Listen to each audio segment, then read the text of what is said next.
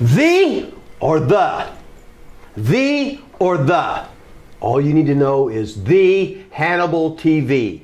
The interview of my life. Hustler Rip Rogers is coming to the #1 network. That's right, the Hannibal TV.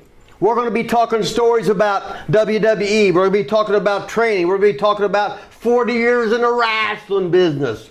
We're going to be talking about old school wrestling. We're going to be talking about wrestling in England, Austria, Germany, South Africa, Japan, Korea, United States, Canada. And where are we going to hear that at?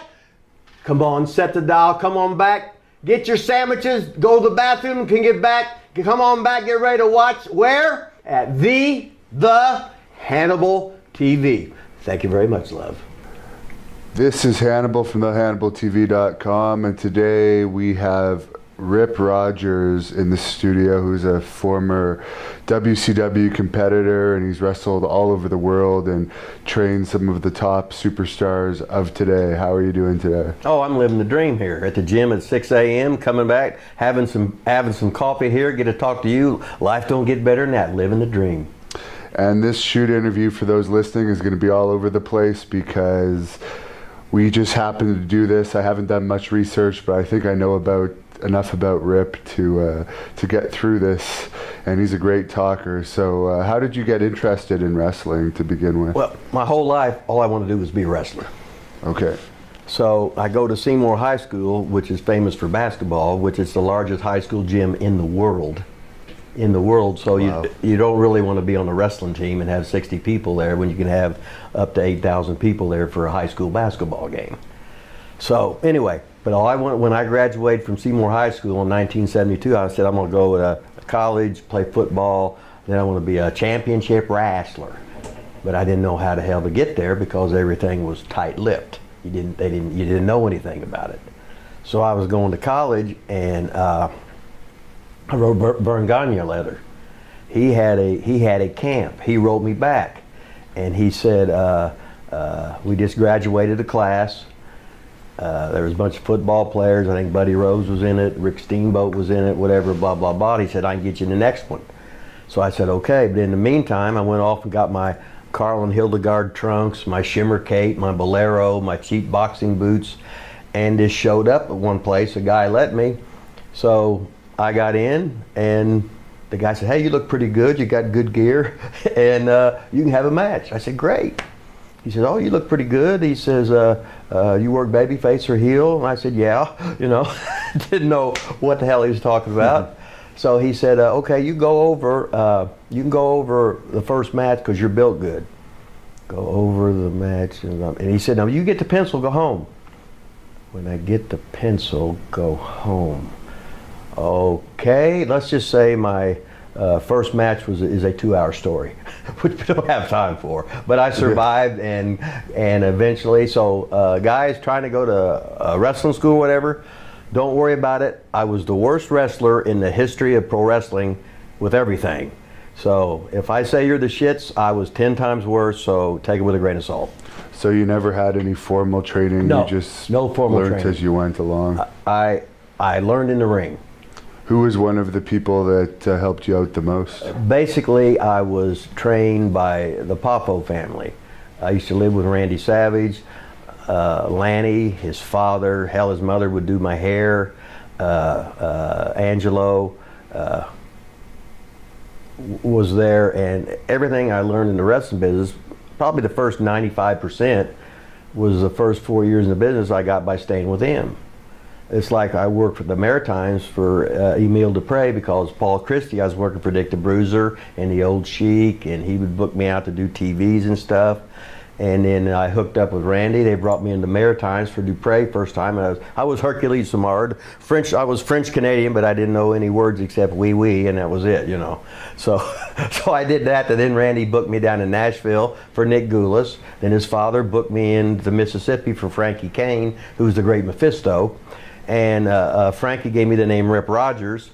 Before then, I was my real name, Mark Shire. Then I was Hercules Samard. Then I was My Great Idea, the Disco Kid. It got over like a lead balloon. And then I became Rip Rogers because that was Eddie Graham's wrestling name in Texas in 1955.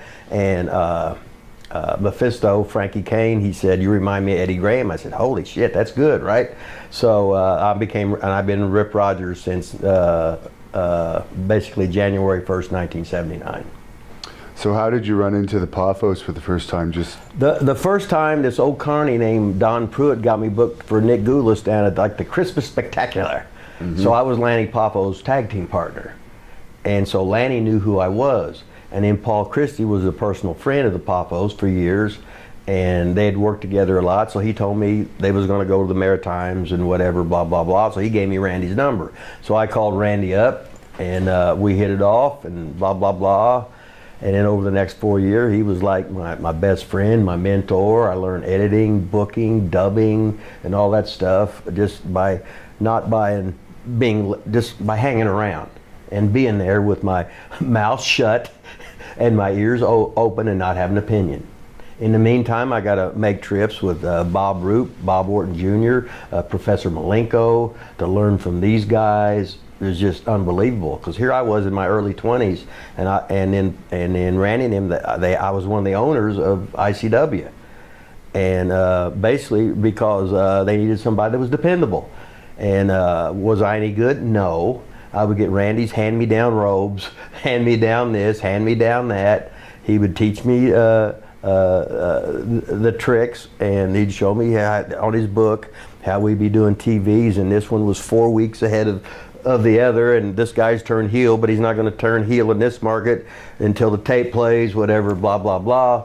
And that little old outlaw territory we had at ICW, we actually on some weekends we actually ran 3 towns a night. wow, how did that work with such a small crew? What we would do, we had like an Eastern End with Ronnie Garvin would have like the TVs that overlapped with Oak Hill, West Virginia TV, Hazard TV, the Lexington TV, Louisville TV, Memphis, Evansville, and 4 of them in Illinois. And then we actually got paid for some TVs in 2 of them in Wyoming, 1 in Mobile, and 1 in Puerto Rico. They would pay us for the tapes. Okay. And we learned about promotion now. Miser, which is Angelo, I give him the name Miser. He was the carpetbagger, but then I called him the Miser. So then he became the Miser. Okay. But he would bankroll pretty much everything. So when we had to get a new Iveco ring truck, he spent $33,000 for that. When we had to get, we had a couple diesel vans, and they were like $16,000, $17,000 a piece that he bought them, and this was like about 1981 or early 82, so the boys had reliable transportation, and we had a lot of hell, we were going against Barnett, we was going against the Bruiser, we was going against some of the places, the Old Sheik, against Bob Geigel, against Vern Gagne, against Jerry Jet. We was outlaws to everybody. Didn't care if we just ran shows, and we worked hard. But we had the B TV, they would have the good strong station, we would have the weaker station. And since the other guys had been there long, they were the incumbents, they looked upon as major leaguers, and we were the young upstarts or whatever. And now some places like in Eastern Kentucky and Tennessee, Ronnie Garvin and Roop and Orton, these guys were over, you know, and they were top pros. But they all found out, like I did, that promoting is a whole lot harder than you think it is, and you might draw this much money, and the boys said, oh, these are good houses, but the bills this month were that much. So you're dipping, and the boys are actually making more money than us. Yeah. But we were outlaws, and we was working and loving wrestling and doing what we like to do, so what the hell. And they talked about blackballing. If you could work, you could draw, they would use you. Because the promoters they was all a bunch of thieves. It was all a bunch of carnage too anyway. Now I got Bill Dundee's version of the story when him and Randy had their altercation. I was there. Okay. Oh, you were there. I was there. That's like, do you ever hear about the Randy the Waffle House thing? The Dutch Mantel would talk about. He told us that version. Okay, but he wasn't there. It was just me and Randy. Okay. The Bill Dundee thing. Nobody was. I was there. Pez was there. Thunderbolt Patterson was there. All the people that was there, and there was. I think Candy Devine got something about it. Candy wasn't there. She didn't tip nobody off. It was somebody else, but I'm not going to say. And the way the story is, it's much more exciting. What everybody else says. Okay. Yes. Do I know what the truth was? Yes. Now, if you would ask me, did Bill get punched in the jaw? Yes. Was it because he wore Macho Man trunks? Yes. Randy, I love him like a brother. He was my mentor. Jesus Christ, I idolized this guy. I never seen anybody so intense, paranoid, you know what I mean? But he lit a fire under my ass by making me, because I was so laid back, just a good athlete, but didn't never been in a real fight in my life or nothing, you know what I mean? And Randy was, let's say he would get in scuffles and he'd get mad at me because I wouldn't jump in and get, Randy, you got I'm not getting arrested. Hell, I got a speeding ticket and that's it. I'm keeping it that way. He couldn't understand that. But loved the guy to death.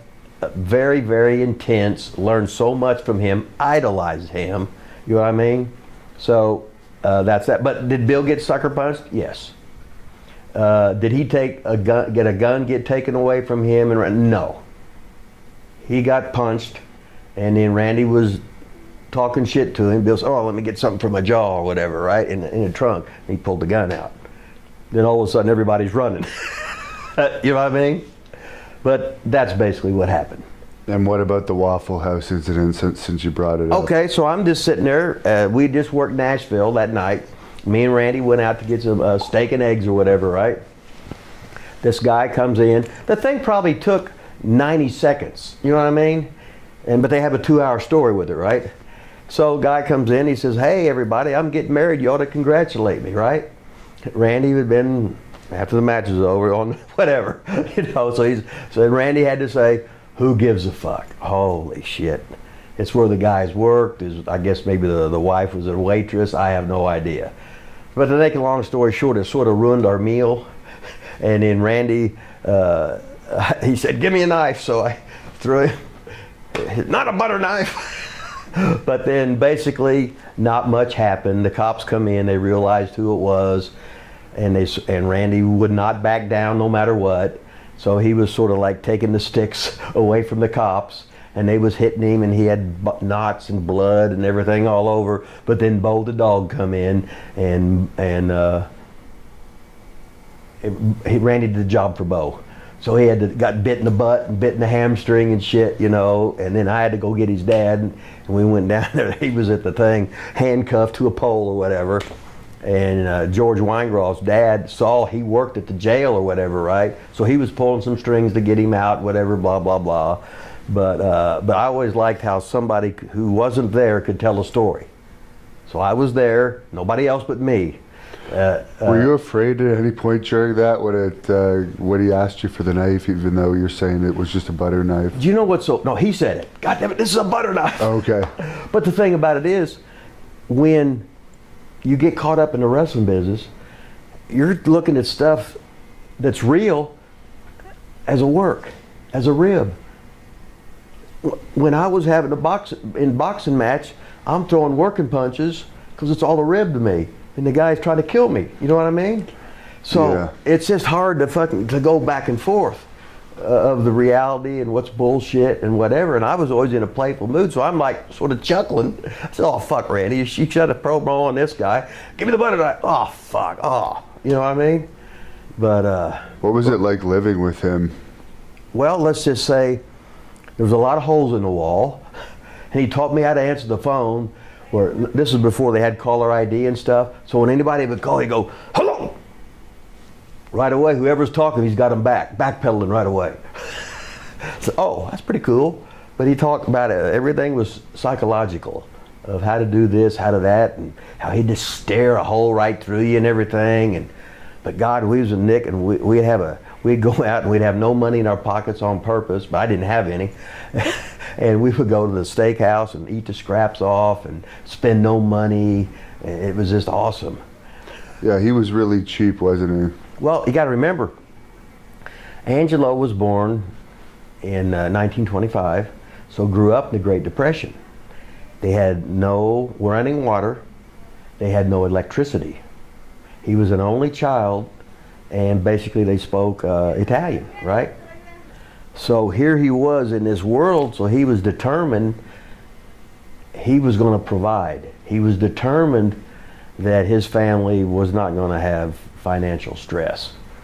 So, and he was determined, no matter what he made, he was going to put that money back for them for later. So he's just a hell of a father, a hell of a husband, and doing shit the way most people should be doing stuff. You know what I mean? So, and all the time I was so terrible, he never raised his voice to me. Which I'm a yeller and a screamer. But people, see, once they train under me, they know that it's all a rib. Guys are scared to death after a couple weeks. Say, you're funnier than shit. I said, well, yeah, it takes a while to figure it out. You know what I mean? Yeah. But like when you're coaching, some people you can coach, you can talk soft to them, but they don't get it. You yell and scream and cuss at them, they remember that fucking thing the rest of your life. Can I cuss on here or not? Sure. Okay, I think that was my first one that slipped out, but I'm trying to be a good boy. So. Were you around when he first met Elizabeth? When I was there, Elizabeth worked at Sente Sports Center, this huge complex for training. They had an actual wave pool and everything, and she worked at the front desk taking keys.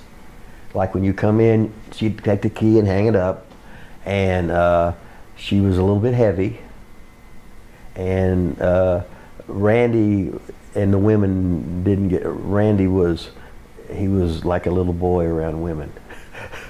When he would go into character, which the only time I saw him break character in his life was when his little dog died. And he just talked about his dog. He said, well, I guess I'll get me another one. You know what I mean? But he had the room and he had the home plate. He had pictures of the dog up, and he got his new dog and named it Backup Dog. You know what I mean? Yeah. But he was, sometimes he would sort of like be a bully, but whatever reasons it was, they were his. He had demons, who don't? But he would give you, I think he would give you the shirt off his back, you know what I mean? And if you needed anything, I think he'd give it to you, you know what I mean? And a lot of my language I learned from him and Ole Anderson doing the finishes. Every other word was the bad word, you know, and I just thought it was normal. And so I looked at him as like my big brother. So anything he did, I emulated. You know what I mean? And I was like little Junior, Randy Savage Jr., whatever, not as good, by no means. That's like years ago, I was going to be the first guy in WWE, WWF with the valet gimmick. And then, but he got the gig. It was a total different thing. Like Elizabeth was the first female that was really pushed. You know what I mean? And then they made shitloads of money, tons of money, and whatever. But what was your gimmick going to be? Well, just me and I was going to be the one with the first valet, the traditional valet, traditional whatever. But then who the booker was, I won't. But he was concerned about my size, and I'm not going to take no gas. No, all the guys that basically took it, most of them are dead. I didn't want to take that shit, you know. But not saying that's their choice. And at the time, I don't think it was against the law. I was scared what would happen, and most of my old buddies that did, they would die of heart attacks and stuff from that, and whatever. But I just chose not to do it. So then you never got a shot there for that reason? Well, I don't know that. I never really had no desire to go there. This is how stupid I was. It was never about the money. It was about learning, going to different places, going to different territories, meeting different fucking people, meeting different contacts, seeing different things of television for later on down the line, to learn the business from the bottom floor up. Learning all this great shit, and then like when I went to Europe and I told, it's like when Lord Regal got his job here, because I told him what to say to Bill Watts, and he got a job, right? Yeah. And then when he got a job, then he Taylor... says that in his book, by the way, for anyone watching this. Okay, so Taylor and Finley got in, right? Yeah. It's all who you know. And then so I got Max Payne a job, because Max was a shooter from Iowa State, you know, as Daryl Peterson. So I'd have him write Bill Watts a letter, so he got a job. So I was always on the lookout for talent for Ole. And then Ole actually let me run towns for him. And then As WCW or Georgia Championship? no, it was WCW. Okay. When he was the boss there. So I run developmental. I lived in Indiana, so he'd give me like 5 days. I'd run 5 high schools or whatever, and I was the boss. I ran the shows. I'd work the first match, and then I'd come back and announce, because the announcer got paid. If I get the jacket, so I got paid. I'd keep the time and the bell, so I got paid. I was the agent, so I get paid. I'd work the first match, I get paid. I get the mileage. I get the stipend, any hotel if I wanted, blah blah blah. So it was great. So, but I loved Bill Watts. I loved Ole. I don't think there's anybody I really didn't like working for. I just wanted to put me in, coach. This is my, it's like the concussion thing, please. When you get in professional wrestling, you're going to get hurt. You're going to get, that's just the way it is. You know that. Don't say you worked 20 years and all of a sudden you worked at WWE and it was your fault you had a concussion, please. Right. Don't treat me like a mark. Billy Jack Haynes was one of the leaders of that lawsuit. I don't get along too well with him, but what are your thoughts on him? Billy was a tremendous athlete. Billy looked great. Billy, I would not say boo to, because I was scared to death of him, because I could just see he had that fire in his eyes, and he was just looking for a reason to beat you up. I was scared to death of him. You know what I mean? So, but I had some matches with him. Press slam, but oh hell yeah, great talent. And Don Owens had the philosophy he would never break in the local boys. They'll come back to haunt you, which is exactly what happened there. Then he got the commission on Don when he ran his own territory there, and he had some great stuff. But then after that, then it made it, you had to draw more money to break even, because the commission was more strict and you couldn't do as many things and stuff. But no, I was scared. He was a tremendous athlete. He was a great draw, and I was scared to death of him. Now, you mentioned boxing. I've seen the pictures of you with the boxing gloves on, but I didn't realize that was a shoot that you were doing. How did you end up getting into boxing? Scott Romer here. You know Romer? Yes. He's here, right, and we're rooming together tonight. Okay. And this and that. I just left him out of bed. But this and that. But Fred Burns was the boxing promoter in Indianapolis for years. So I'm 41 years old. Romer says, hey, you want to have a fight? Sure. So there's this guy the first fight was a guy named Monty Cox. And he had a lot to do with MMA, like in Iowa and stuff. And he was a sports writer and stuff. So I was going to box him in his hometown. Had I been in the boxing ring in my life? No. Did I have any boxing skills? No. But was I in shape? Yes. Did I get nervous? No. I was treating it like a boxing match. I didn't know if it was real, if it was not real, or whatever. I asked the promoter, I said, what do you want? You know what I mean? He said, oh, do what you want to do. So I said, Monty, say, hey, I'm fighting. And as soon as he saw me, at the time I was 41, and he'd been an amateur boxer. Not me. Hell, I couldn't fight. But a lot of stuff, as the guys, this guy come down who had fought, I think his name was Terry Lusk or whatever. But anyway, he come down and he says, he says, how old are you? I said, really? I'm 41. He says, man, I said, I can't fight. He goes, no, but you look like you can fight. I can show you the rest. I said, man, if I was 25, I would do it, but I don't want to really get hit. You know what I mean? It hurts, and I had a couple more fights that were real, and I got really knocked out. And it was just like the Rocky movie, where you heard the blows, you didn't really feel them, and everything was spinning around, and everything was wibble wobble, and I was drunk and I was laughing. But I told Monty, I said, hey, I said, if you give me your payday, I'll put you over first round. You know what I mean? I don't give a shit. And then he didn't want to. He wanted to earn it or what. I said, well, okay. So we went out the first 30 seconds, and this motherfucker's he's throwing bombs. He's trying to kill me. Then all of a sudden I saw I said, oh, he's mine now. So I'm hitting him with half-assed real punches, some working punches, knocked him down 3 times in the second round, and they stopped it. But he was so nervous. He was in his hometown. He promoted the show, he did the newspaper, he did the radio, the TV, blah, blah, blah. And he would have collapsed in the third round by himself if nobody was in there with him.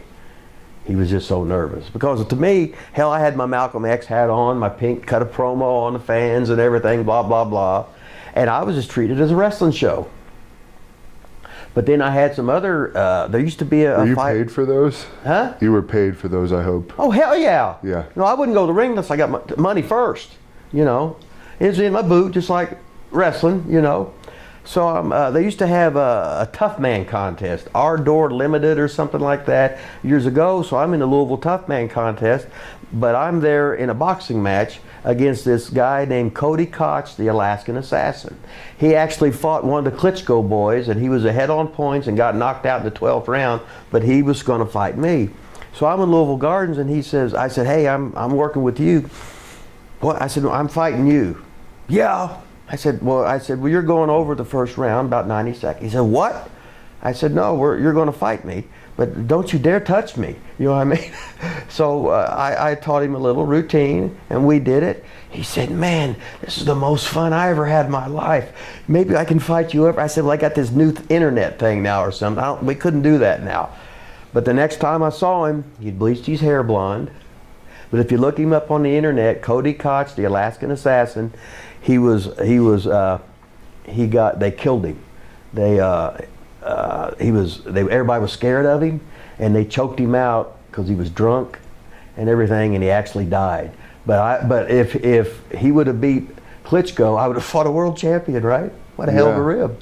So then Romer, who's here, now Monty had to have some revenge, right?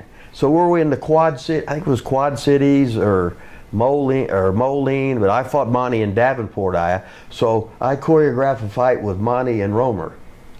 So, and what's so funny, the guys from the commission come down, and they had to weigh Romer in. I think he weighed like 179, but he had to be like 199. So he had the weight belt on underneath the stuff, right? So the guy said, strip down. I said, he's got the weight belt on. He's got to make this weight or he can't fight. Oh, so they just looked at the scale. Oh, and so there he was with the weight belt on. Oh, 199. So the boxing business, and then the legendary Eddie Sharkey. I think Eddie Sharkey's here at the thing too. So I met Eddie Sharkey, and he had the whole van of guys. He had guys to put guys over and stuff. I don't know if they got him off the street or whatever. But he was a legend. He trained, the Road Warriors, Rick, all the guys from the bar and stuff like that. And he was just oh man, the stories he could tell. That he is a legend, man. Eddie Sharkey, man. Gee whiz. But whatever the original question was, we're completely off base, and I just started talking about BS and stuff, and whatever the original question was. And yeah, you answered it. But you brought up Bill Watson, WCW. Did you ever work for him in Mid-South? Yes, I worked for him in Mid-South. I was brought in to be underneath. He wanted my hair dark. He said, you get over, I will fire you. Thank you very much. I know my role.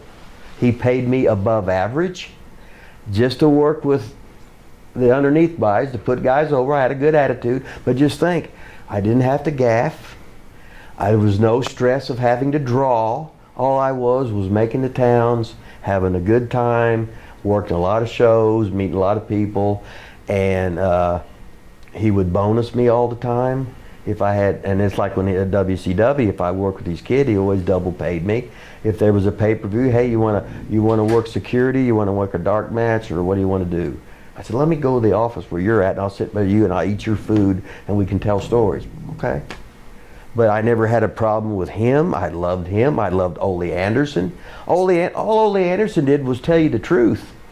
And everybody couldn't handle, oh, today's butt-hurt world, oh, God, he wouldn't be allowed to say anything. He was the smartest guy. He'd be watching something, and all of a sudden he'd say, tell the guy, hey, get that shot from this angle, whatever, blah, blah, blah. Then he's back to tell the story, and then all of a sudden he's supposed to give the guy the cue, and he said, tell him to go home right now. And he's go back to tell his story and whatever. The guy come back, he says, hey, you should have done this, this, and this. I give you the leeway. I told you what the finish was. Now it's your turn to learn this job. So get on it. Come on now. And he would never lie to you about money or anything like that. One time we were him were on tour some way, and Crockett come in, and they wanted us to meet this other town, and he sent us the tickets. And this is when you could still like cash them in or whatever, right? I remember the tickets were $304 a piece, where we had like an 8-hour ride. And I looked at him, I said, we're driving. He says, you're damn right we're driving. He says, I'll take care of it. So I gave him the ticket, and then somehow he cashed the money, give me the ticket money, right? And so he just worked for Crockett and come back to the Loop again. But I loved working for Ole Anderson. I loved working for Bill. There wasn't really I didn't not like. I was easy to get along with anybody. I just loved the wrestling business. Nikita Koloff cashed in his WCW tickets too. A lot of the times he told me, because he said sometimes with the connections it would be longer than the drive. Right, and there's nothing better than being in your car.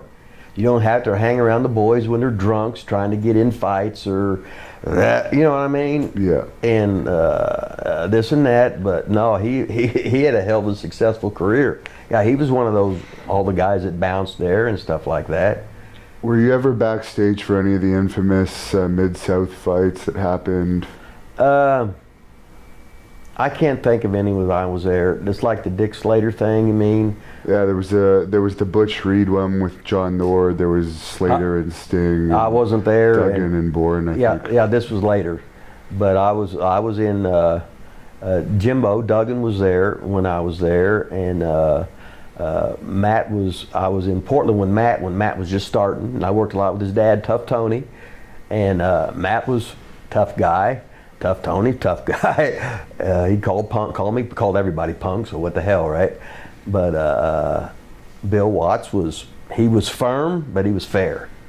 And it's like a couple times, me and Bundy, I was driving my beat up Pinto, and they would have Bundy in the car. My timing chain went out. We went up through Bastrop. We was either going to Greenville, Greenwood, Mississippi, whatever. So we broke down. I went to I got the mechanic. He had his kids take us to the show. We got them in, blah, blah, blah. They picked us back. I come back. They drove us to the show, went to the show, watched the show, come back. This guy fixed our car and charged me $90. Wow. How nice, you know what I mean? But we was late for the show, the 1 hour thing. So of course, Watts fined us $300, but then he bonused us $300. We knew how much we was going to make the slot, you know. And I said, Buns. He said, goddamn Watts, find us. And we made the show. I said, you know, blah, blah, blah. And I said, what should you have made? Total it up. He says, well, hell, he overpaid me. The way he knew what the pay scale was, about $300. I said, and that was the fine.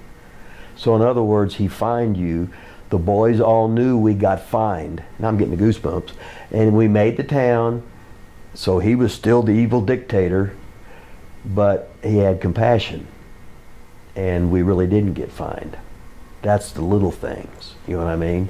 That's like when I would work with Eric. I said, Bill, okay, I'll work with Eric. You want him to sell, register, what do you want? Whatever you want, just tell me, I'll do it.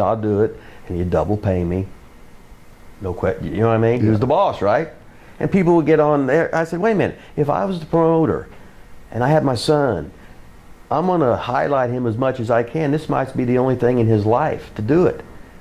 What father wouldn't do that for their kid? You know what I mean? Hell, George Goulas, but Nick Goulas, yeah. Right?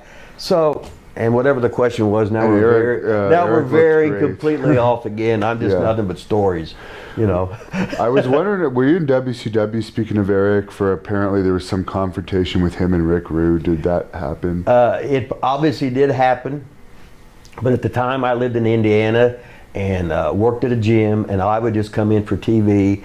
And if I wanted to work shows near to where I live, I could just do that. Okay. So did it happen? I remember George Weingroff, who was a real good amateur wrestler, and he was Pez's tag team partner. They both went to University of Tennessee, Chattanooga together. Pez was the heavyweight, and George was like, I think it was 185 then, before it was 189 or something. We're going back to college in the early 70s. And George was legally blind. And he was a wrestling coach at the blind school, Indianapolis too, but he was the son of Saul Weingroff, who was in the wrestling business as a manager, whatever, for how many years. But when Eric was going to high school, Watts employed George as a wrestling coach to teach him wrestling. Okay. And Eric was about 6'3.5". Yeah. He was a big boy. And he was he was quarterback at the University of Louisville. So he was smart, he was articulate, he was tough, and he didn't have no fear in his eyes. You know what I mean? And Rude was tough. He was half nuts. I was half scared to death of everybody. Jesus Christ. These guys were real fucking tough, real fighters, and had that Randy Savage gleam in their eye of wanting to fight for no reason. Yeah. It's like whenever Randy would go to we go to the restaurant, he'd sit in the back to the wall where he could see everybody. He always thought everybody was going to get him and stuff. And me, hell, I wasn't street smart. I was from small town Indiana. I was just a hillbilly. I didn't know shit. You know, and these guys knew all this stuff. Oh, well, oh yeah, I never thought of that. Hell, we was going to sleep in the summertime with the windows open and the doors open. Yeah. You know? Wow. So what did you hear happen with that? I know that's just hearsay since you weren't there. But no, I just heard that, you know, Rick, something about turning him over or whatever, and like any story, it was probably this, and each time they tell it gets a little more and a little more and a little more. But that's like, you love wrestling stories because it's like your mom and dad when they trudged through, they walked 3 miles of school every day with 24 inches of snow. You know what I mean? Yeah. So yeah, right, okay. And I lived on 10 cents a week, you know. Yeah. So how did you end up in WCW? Was that Bill Watts bringing you in, or? I'm trying to think. I worked for Ole. Remember when, I don't know if you was born yet, in 84 when, no, you wouldn't have been born yet. Oh, I was born in 82, so okay. but I was probably too young to know what Okay, happened. but they had, Vince took over the TV with I the do selling of remember the, that, yeah. this and that, so Ole got his own time slot. So I was working for Ron Fuller, and the Road Warriors had just left for AWA. That's where they were from, right? Nothing like being a star where you were from. You know what I mean? They had all that exposure from WCW, right? When it was on at 6:05 at night on Saturday nights and the Sunday show and stuff. So Bob Armstrong, I loved the Armstrongs to death. Jesus Christ, they were just so nice. And I was working for Ron Fuller, and I was working a long program with Austin Idol, and then Bob said, "Hey, when you leave here," I said, "Oh, I sent a tape to Dusty, blah blah blah," and he says, "Oh well, I told Ole Anderson." He was looking for somebody to be a transition champion in a tag as a heels after the Road Warriors, because what they did is you can't follow it, so we got to go we wanted the traditional bumping chicken shit heel whatever blah blah. I said okay, I can do that. So Ole called me on the phone, and I just said okay. Didn't talk money. He says, "Can you start this?" Yeah. And I said, well, and I started talking. He says, "Look, Bob Armstrong told me you could do the job. That's all I need to know." And that's the way I operated my whole life. You know what I mean? So, and, but anyway, that's how I went to Atlanta the first time. And then when Crockett bought in, I'd worked some nice angles with Tommy Rich, and was working in the last match with Tommy all around the loop. And then when Crockett bought in, I was out. So I went with Wahoo and just went down to Tampa and worked. Okay. So there were so many places to work, I didn't give a shit. So I never called up WWE and asked for a job or anything. I didn't care. I just wanted to learn, get better. Hell, you got to remember, you could work Tampa, you could work Pensacola, you could work Watts for Fritz, you could work for Joe Blanchard. Hell, Amarillo, Texas, you could work for Shires, you could work for L.A., you could work for Don Owens, you could work for Gene Kaniski, you could work for Stu, you could work for the Montreal thing, you could work for Larry Kalsobowski in the Upper Ontario, or you could work the Japan, Korea, the England, Austria, Germany stuff, or whatever. And which I eventually got to all that and stuff like that by meeting people. You get the loops, you get the contacts, blah blah blah. You learn the different styles. You learn the old world of sport thing with the English thing, which is the greatest thing. Holy shit! It was, you know, and you meet people, you have fun, and I just love wrestling. Yeah. And how we got into that, I have no idea.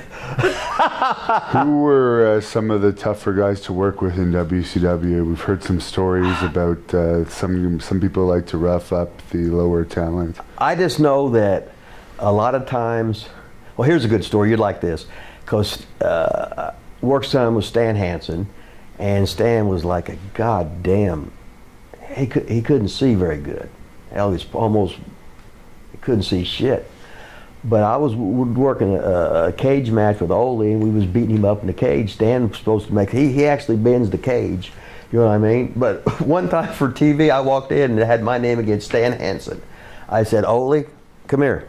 Took my pen out, scribbled it, said, fuck you, wrote his name in there. I ain't working with Stan Hansen. Are you kidding me? He might accidentally hurt me.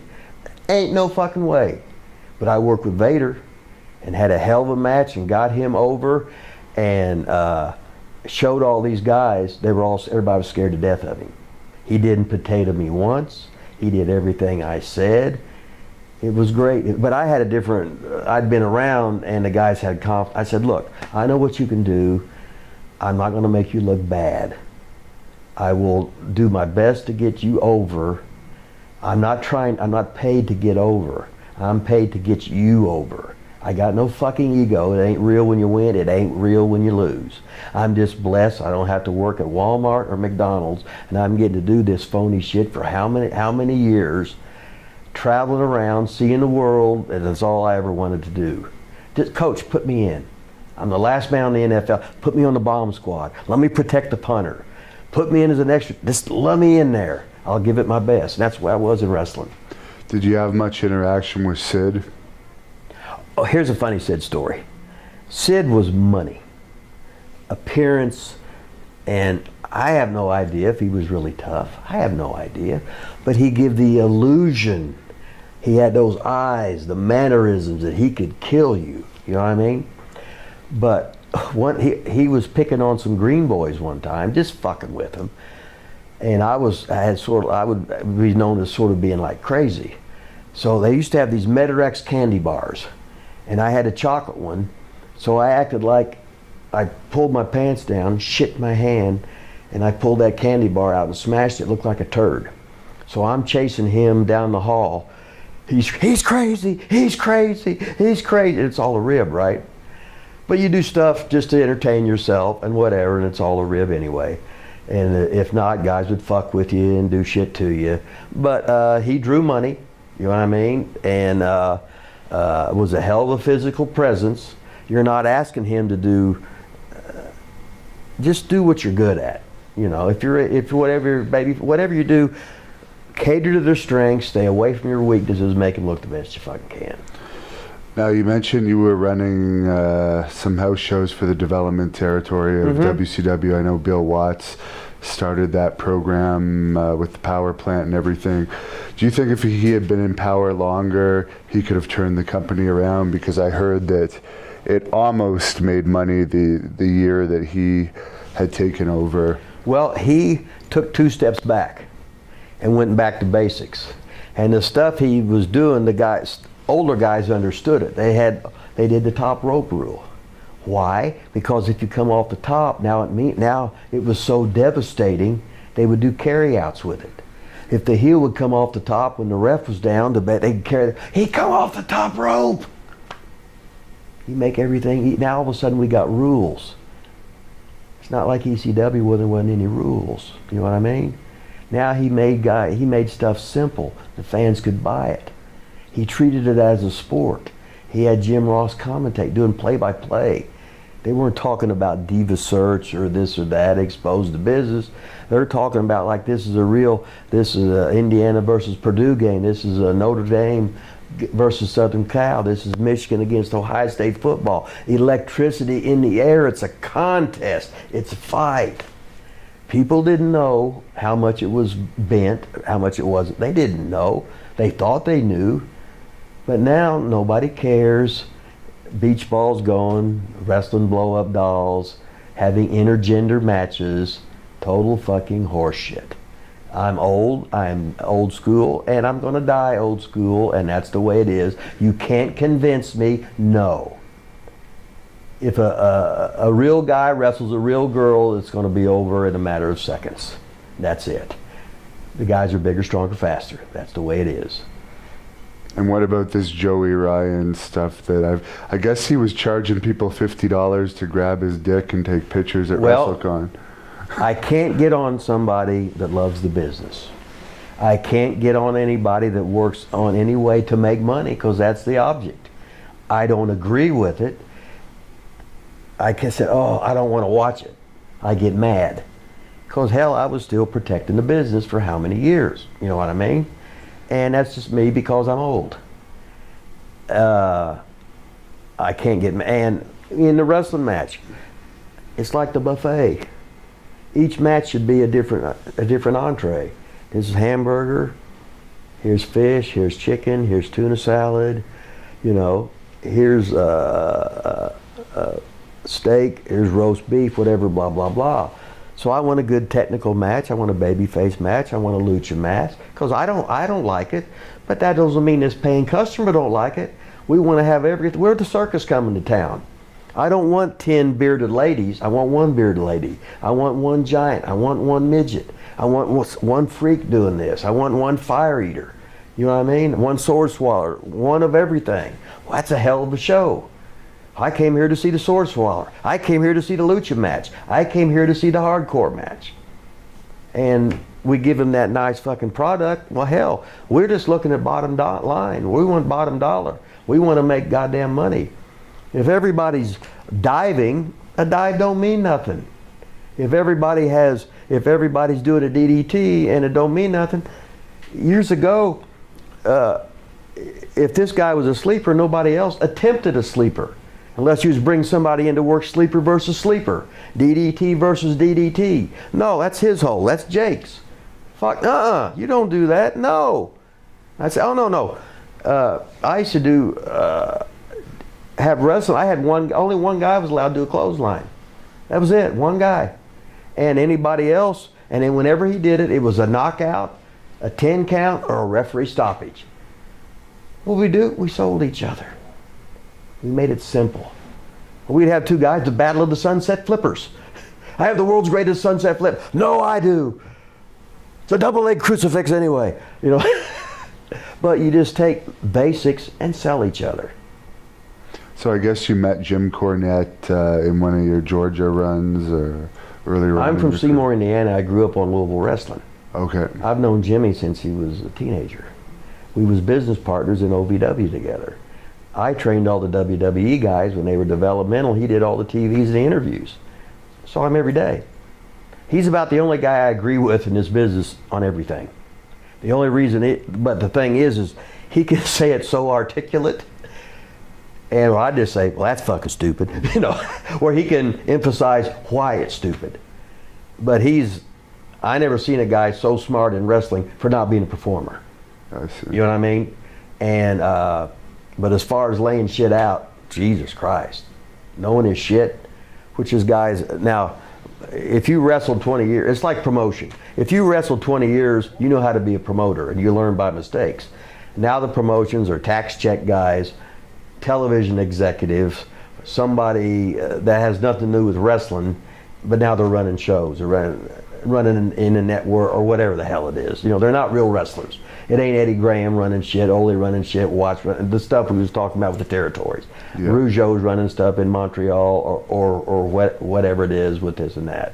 And I probably veered off the question again you asked me. I'm going to guess you were probably there that night that Jim had his incident with the boogeyman. You know, I was there earlier and I'd left. Okay.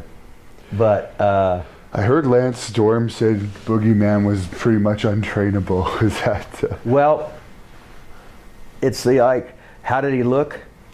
Great. He did the worm gimmick or whatever. Everything was great till the bell rang. But you can work around that. You know what I mean? But he was a unique character, that's for sure. Would I have the foresight to do all that shit with him? No.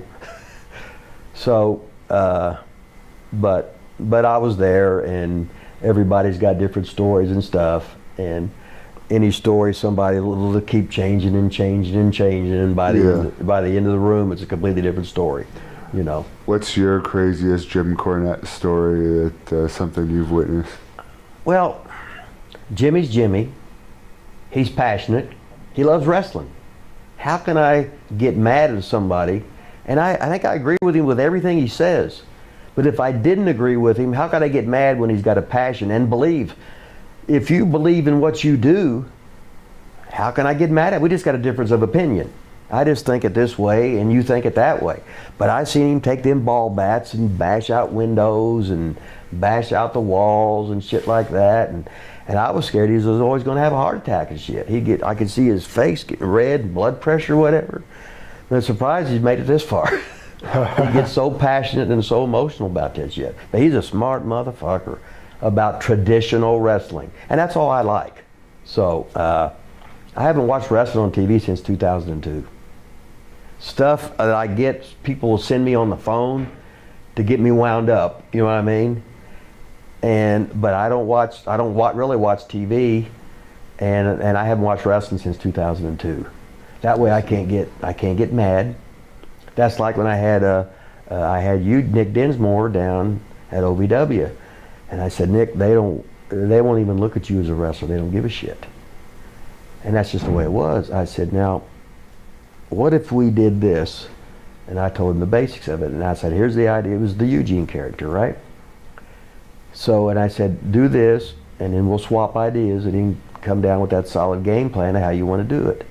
I said, you'll probably have this much shelf life, but then we're going to have to beat you up, and then you're going to go through rehab. When you come back, you're sort of like, now you're normal. You know what I mean? You're not a retard anymore. But what you are is when they hit you, then you sort of lapse back, you know what I mean, until you come out of it and stuff. But you can eventually evolve into another character. Which, how many guys what was Bret Hart, Cowboy Bret Hart when he come in? How many guys would be different characters? A lot of times a third character, they'd be successful with it, right? They would change it around. Just throwing shit at the wall and see what's stuck and everything. But a lot of times what happens everybody loves you in the wrestling business until you start doing better than them. Yeah. So a lot of times the mentors would help the young guys, but then the young guys would get the job. And were the young guys any good? No. But it was a new face. It was just a body.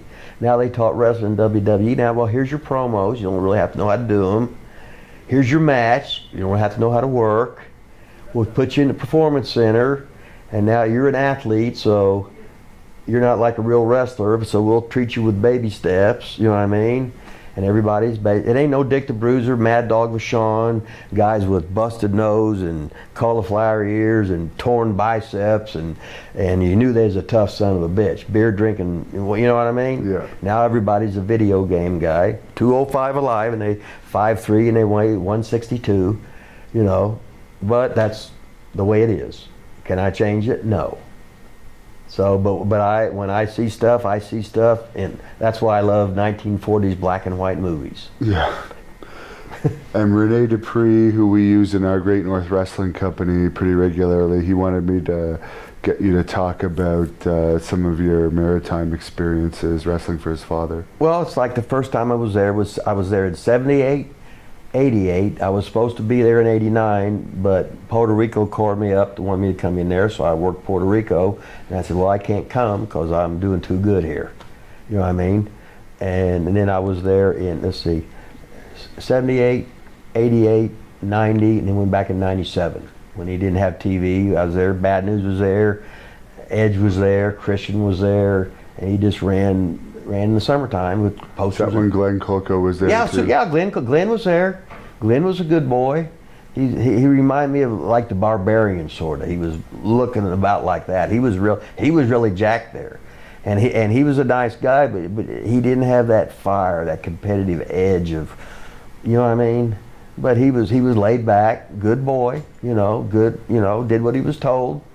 He just didn't have. It was hard, and it's like tonight. It's hard now to get experience. The big anything is you can get if you can get 8 matches a month. They said, I've worked 10 years. I said, yeah, 10 years, 10 matches against guys at your skill set, so you can't learn nothing. Well, I was taught, hell, I've been working with Randy Orton's grandpa. You know what I mean? So in the car every night, learning, they're telling you how to do this, and all the old veterans would basically tell you the same thing, maybe different terminology. And you get over to England, and they're doing basically the same thing. They're going to Germany, it's a little bit different, but they're basically doing this. Sell and come back. Treat each other like it's real. Don't do so much. Live to see another day. You've only got so many bumps on your bump card, then you're done. You know what I mean? Hell, these kids half kill themselves. We're diving off of a roof and they're killing themselves for a fucking hot dog and $20. The hell's the matter with them? Oh, I want to get so many hits and so many likes on. Oh shit, fucking Mark. So what was your favorite feud from the Maritimes? God, I worked with Leo a lot. Leo was the easiest. And this was a funny story because I was working for Stu in Calgary. It's like in 1988, I didn't even work in the States. 89, I didn't work in the States. 92, most of the year, I didn't work in the States. But I worked in South Africa, and then I come back and worked for Stu Hart, which loved working there. The most fun. I worked there like 5 months, and I went and worked for Baba. Then I come off that tour, went back to, then went to the Maritimes. They had already started. Then I went back for Stu for the end of the year. But when I was in the Maritimes, I stayed at the old St. Regis Hotel.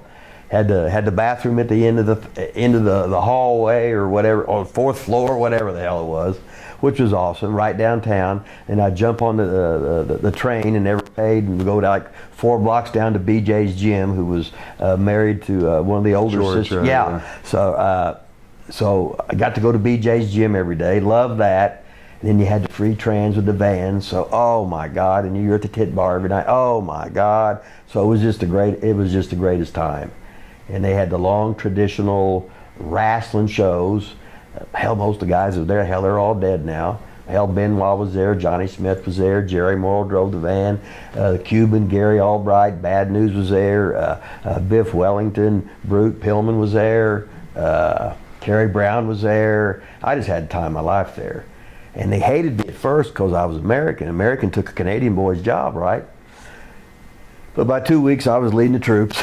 Okay, boys, we're going out. This is where we're going, you know. But anyway, back to the Maritimes. So Emil calls me up at the hotel. Did we talk about this on the last one? About he called me up. He says, "Oh, Rip Rogers, Emil Dupre. Hello, Emil. How you doing? No. You still married to Paula? Are you still with Paula? What? What are you talking about?" I said, "You don't know who I am." He goes, "Yeah, you're Rip Rogers. I saw you on TSN, and Leo told me to call you because he wanted to work with you in the Maritimes." I said, "No, I'm Hercules Samard." He goes, "Holy Jesus." I said, "Boy, I was a fucking shits, wasn't I?" He goes, "Yes, but you got a lot better." So I come out to the Maritimes and blah, blah, blah, blah, blah. Wow. But I had Renee there at OVW when he got signed by WWE. And he was on the gas, looked great, had a man's body with a boy's brain. And the guys are treating him like he's 35 years old. Hell, he's a teenager. You can't get it. You know what I mean? Emotionally, he's a teenager. It wasn't fair. So they'd fuck with him and do shit with him and everything, and he'd take it out by, he had to almost be a loner and do other shit. But I loved Renee. Hell, he was like 14 or 15 when I was there the last time in the Maritimes. This skinny little kid, you know, and then he's Mr. whatever the hell he was and whatever. And we still talk every once in a while with this and that. And then, well, hell, he had that good run with Muda over in Japan and stuff right there. But we was getting in the Maritime. But anyway, so I'd work with Leo all the time, and Leo was just the easiest guy to work with, nothing but basics, just sell and come back. And then I would have, a lot of times I'd take the baby faces and I'd go an hour, or like almost an hour, and I'd use it for cardio because I was into fitness. I'd use that thing to break a sweat and feeling good, right? And in the Maritimes, I called it like America's 1950. A lot of 2 lanes, you ran the same towns. You had Berwick, Bridgewater, Antigonish, North Sydney, Kokan, Moncton, St. John, Fredericton, Bob. You're going back to the same places. Drew big, and the fans were passionate. It was so fucking easy there. And it was just great there. And there was never no problem with Dupre. Here's your money, here's your money, right? And a lot of times he wouldn't even go to the show, and the Bulldog would be booking a lot, and I'd ride with the Bulldog all the time, so I'd get women in his car, and I'd make messes in his car. Oh, he'd get mad every night, and it was a rib. But Maritimes is a great place to work, but most of the best matches were with Leo. He had so much experience. He was just, he could sell, he was there, but most of the people believed in him. The people believed in him, which is, you know, and if they believe in him, I don't know, he flies, okay.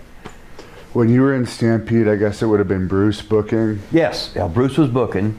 So he had me do sort of a little bit queer gimmick, you know.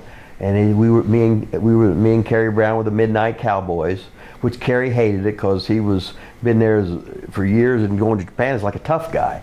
And so as a rib to Kerry, they had him wearing pink and everything. So I just treated it as a rib. It didn't matter. It ain't real. Get in, get out, have a good time. And Calgary was great. Yeah, I met Pillman there, you know. And in Pillman, I work with a lot of Pillman on TV. And I didn't even know, Cornette told me he was on the booking committee and stuff there. And he said I got like banned from TV for a while because my matches were too good. In Stampede? No, this is on. This is for WCW. Okay. Because Pillman, he got into WCW, and I had like 3 straight shows with him on TV, and just destroyed. It was so fucking good. Well, we're just having a good time. I just loving wrestling. He was wrestling. I said, hit me hard, beat the shit. Let's be fucking snug out there. Make him believe this son of a bitch. At the end, he'd win. You know what I mean? But it was a goddamn contest, you know, and. He was a good boy. But yeah, Bruce was booking, and I've been on his Heartbeat radio show a bunch. I talked to him yesterday because Bob Johnson got him on the phone, so I was talking to Bruce. So Bruce had a lot of good creative ideas, and they had all them Hart brothers, and they were all polar opposites.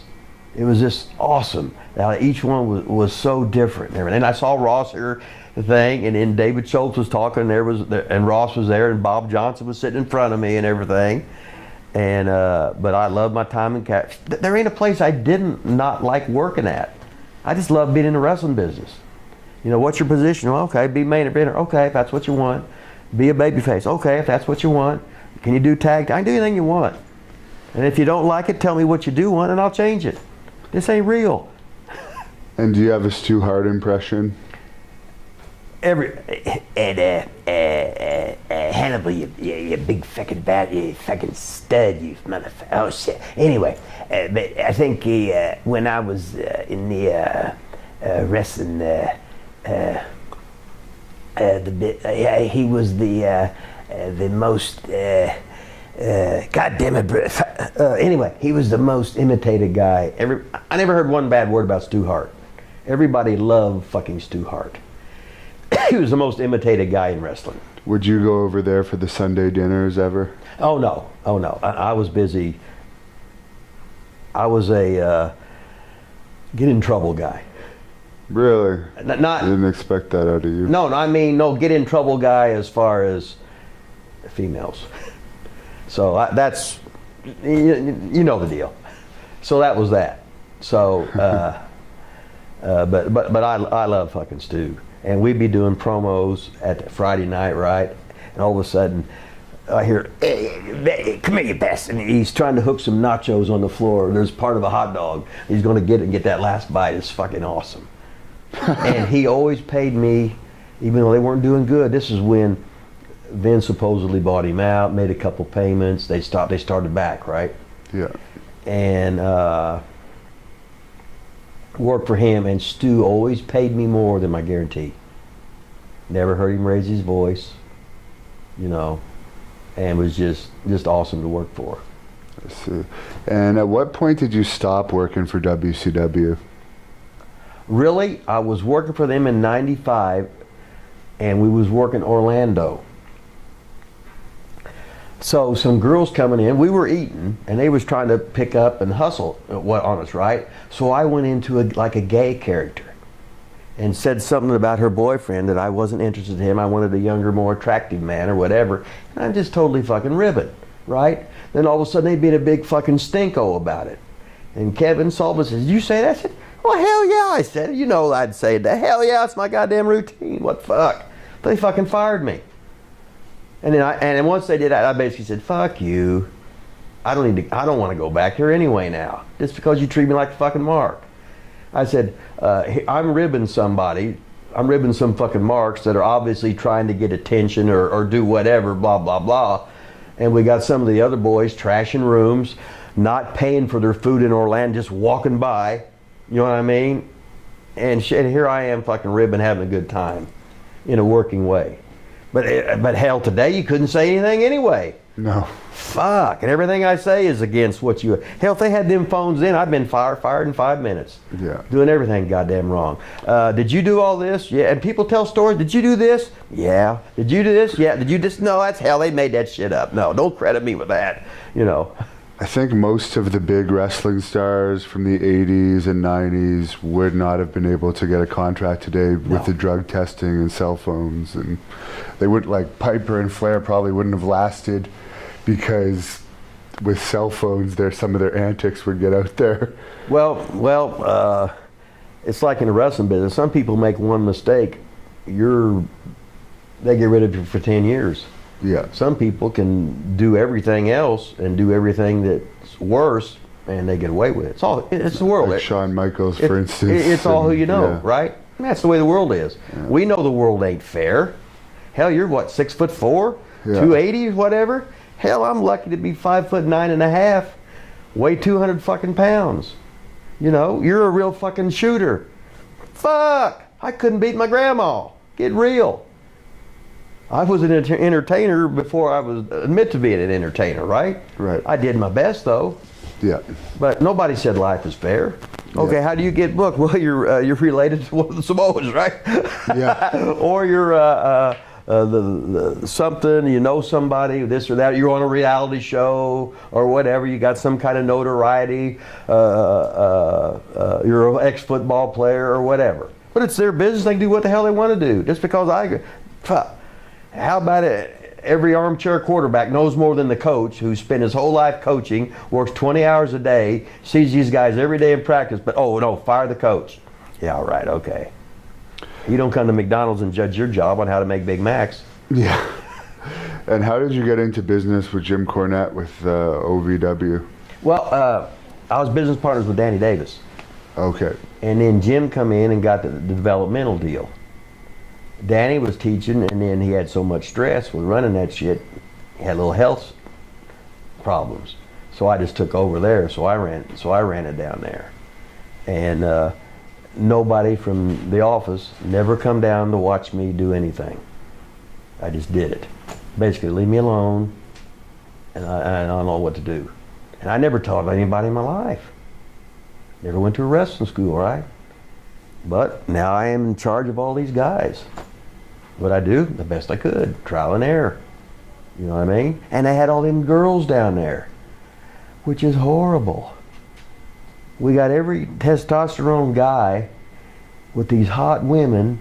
So class, how can you do it? Because the guys want the girls want the guys, the girls want fucking drama. Holy shit. And I'm supposed to get this product of fucking wrestling. Oh, man. But checks never bounced. Money was always there. What the hell, right? Yeah. Take your run, because you're born, count down till you die. Don't know what's going to happen. You get a job within, you're hired, count down till you'd be fired. Every second, you're blessed. Thank you very much. Have a good time, because you're going to get fired. It could basically be for no reason. That's the way. You had your run. You had your chance. Live every minute. Did your pay go up when it became a development territory? Oh hell yeah! Oh hell yeah! And it was great. Hell, I had to. I was in Indianapolis, and I drove to Louisville every day. Then after a while, I had walking pneumonia and didn't do it, and I fucking almost croaked. So I had to get a house in Louisville. That was, and they wouldn't give me no insurance. I had an autistic son. Needed health insurance. I had to work at UPS to get health insurance. Okay? And then I had the health issues from too much travel and the other fucking jobs. So I'm working with stuff 18 hours a day. You know what I mean? Eventually it catches up with you. And trying to train too, you know, eventually catches up with you. So, but anyway, whatever the question was, So your pay went up. So yeah. There was no issues with pay. Okay. There was no issues with pay. Did you have any hand in Batista's training? In what? Training Batista. Yeah, but he was basically in and out, and he was there, Brock, Cena, and a lot of these other guys. He was already on his way up. Right. It's like Jimmy made him the Demon of the Deep, great fucking character, whatever, blah, blah, blah. But hell, Brock was driving a ring truck. I remember the first night in, we was running to town in Freetown, Indiana. Cena's just happy, putting the ring up, whistling. Jack, happier than fuck, he's getting a chance to be a pro wrestler. Brock, driving the ring truck, big old stud. I think Brock's equal opportunity. He hated everybody. It was great. Just aggressive alpha male. Holy moly, what an athlete.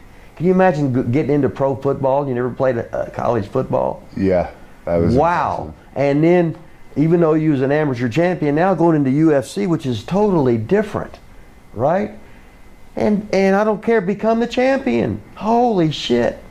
Then going back to, and having the health, and going back now, he's making all that money, but he's a draw. They wouldn't pay him that money unless he was worth it. Exactly. You know, nobody put a gun to his head and said, oh, you know, and why would you get mad at him if he's that good? Gee whiz. So you mentioned in our short teaser interview some of the people you've trained. Could you go through the list of the guys that have made the main roster? Well, the guys that made the main roster, but they were contract guys, they don't count. Okay. The guys that count are the guys like Mike Mondo, the Spirit Squad, Johnny Jeter, the Spirit Squad, Serena, who teaches at the Performance Center, Eugene, who is a local guy with OVW, Rob Conway, who was a local guy, the two Bashams, who were local guys from Indiana, from Henryville and Seymour, New Albany, Indiana, and were OVW originals and stuff. These are the guys that come in through the doors, paid their own money, got their own dime to live a dream, and they get WWE tryouts and contracts. How unbelievable is that? And then I used to teach in the morning. After I got fired the first time, I had DCW. I had my own television show. I had 60 guys in that. I'd have Santino every morning. I'd take my son to kindergarten. Then I'd come back to OVW. There would be JTG, who walked in, got on a bus from Brooklyn when he was 17, 18 years old. Was with WWE for years and years and years. There was Shad Gaspard, who was his partner. There was Armando Estrada, Santino, Serena, who teaches, and all these people would come in. Abraham Washington, he had a run there. All these guys that paid their own dime in the beginners class, they became WWE superstars, living the goddamn dream. But I've got 65, 66 guys that went through the doors that weren't paid, that weren't supposed to be. I mean, you knew Brock was going to. They don't count. It's the guys that walked through the door. The guys that made it as referees. Hell, Kenobi, what was his real Matt? What? Anyway, he was one of Triple H's right-hand man for at least 5 years or whatever. What a run, right? He wasn't a good referee or a real good wrestler, but he got in there. I told you, I said I train girls, guys, wrestlers, ref, and stooges. I don't care. Get that goddamn check. Hang out in the business you goddamn fucking love. Jesus Christ. It's gonna end, yes. Nothing lasts for fucking ever. You know what I mean? But the guys that walk through the door, got on the fucking bus, come from different countries. Well, hell, Santino come in across the border from Canada. He couldn't work in the States unless he get a kayfabe cash job, right? He never had any money. And I tell them all, and they all come back. This is the best time of your life. Having no money, talking shit, playing wrestling, getting to hang out, learning the fucking business. And I said, you can have $10 million and die, but the best times of your life is going to be here at OVW learning. Hot guys, hot girls, trying it all, having the time of your life. Can't get any better than that. Do you have any stories about John Cena from those days? Well, let's just say John, he could get any woman in the world he wanted. He's over with me. Speaking of that, what was the best town for groupies? You've wrestled in a lot of territories. Well, years ago, any town that you had a territory, It'd be like in Memphis you come out, Louisville you come out, Tampa you come out, Orlando you come out, Portland you come out, Kansas City you come out, San Juan you come out. When you had the weekly towns, you'd come out after, there'd be 100 broads dressed to the fucking max, basically bidding on you. And this is when wrestling was wrestling. And we could go into how many X-rated tapes of all that. Wow, but the names have been changed to protect the guilty. And was I guilty of everything? Yes, I was. That's why I got hit, run over, karma. But would I do it again? Yes. Would I change this thing? Hell no. Fuck no. I love the wrestling business. What do you think about all these cell phones that have been supposedly hacked in recent years with these female wrestler naked pictures coming out, and other, not just naked pictures, but in some cases like pages, some bizarre stuff? Well, as you know, I'm not Mr. Technology. Anything I do on the phone, I don't even know how to tag nobody. Yeah. I got stuff on Facebook, but I don't know the password, user word, none of that stuff. I know how to put a little bit stuff up. On Twitter, I'd never tag nobody. You know what I mean? Anything I do is an accident. Now, I usually have to ask a 5-year-old, how do I do this? So I wouldn't last in today's thing. But as far as the hacking stuff, I have no idea. Hell, it's like my mom. She had a computer. She had a big old the big old flat screen TV and all that shit, and she couldn't turn it on, didn't know how to. That's like me. I've never been on a computer in my life. Yeah. What the hell? Well, what did you love the most about being a heel? This is any heel. The baby faces would get the food made for them. The mothers would throw their daughters at them. They would get treated like fucking kings. The heels would get their tires slit. The cops called on them, spit on, kicked trying to go to the ring, and the baby faces made the gimmick money. But there was nothing in the world like being a heel. And the fucking boos were better than the cheers. And being a baby face is the most boring motherfucking thing in the world. And when you're a heel and you can control that audience, man, what a high that is. And it don't get any better than that. What led to OVW no longer being a development territory for WWE? Well, they used to have a developmental. They had one in Memphis. They had one in Cincinnati. They had one in Atlanta. Blah blah blah. But we were the guinea pig for later.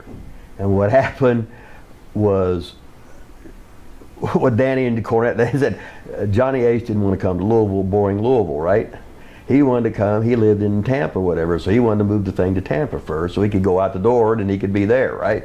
Because he hated coming to Louisville and stuff like that. But, and everything in life's location, location, location, isn't it? Yeah. So that's what we think it was, but nobody really knows, you know. And how did you like when Impact Wrestling, I think it was, I don't know, it's changed names so many times, but I think it was still TNA at that time, was a development territory. What was different when it was TNA compared to WWE? Well, TNA, I taught I had Spudsy there, a lot of their guys was there now, the girls was there, and I would be teaching them, but they're supposed to send so much money to train, they wouldn't do it. Hell, they might be 6 weeks behind or something. So I wasn't getting paid for teaching their guy, you know what I mean? So I asked them a couple times to if it was their choice to pay me for training them, because I wouldn't get no money from the office. So they paid me, and then somebody made a big deal about it. So then they fired me, you know. I said, well, basically, fuck you too, assholes. You know what I mean? But they were the bad guys, not me. If I tell you, when I run shows, if you got a guarantee coming in, as soon as you walk through the door, here's your money, Hannibal. If no people show up, here's your money, Hannibal. If 10,000 people show up, here's your money, Hannibal. But I have the option to bonus you, but here's your guarantee for coming in. I'm taking the chance. And running the show on your own, oh my God, I'm doing it. You're nervous as shit, and you might win, you might lose, but you can't wait to do it again the next time, because you're addicted to fucking wrestling. How do you feel about the lack of selling in modern wrestling? That's on WWE. Everything in this business is on WWE. They're the leaders of the industry. If I'm a young man trying to break in, I'm going to copy my heroes. Right now, I'm going to be LeBron James. Who are the top quarterbacks, the running back? For me, I wanted to be Jimmy Brown, Mickey Mantle, Roger Maris. I wanted to be Dr. J or whatever. And whatever, wanted to be Gordie Howe, depending on what sport it is.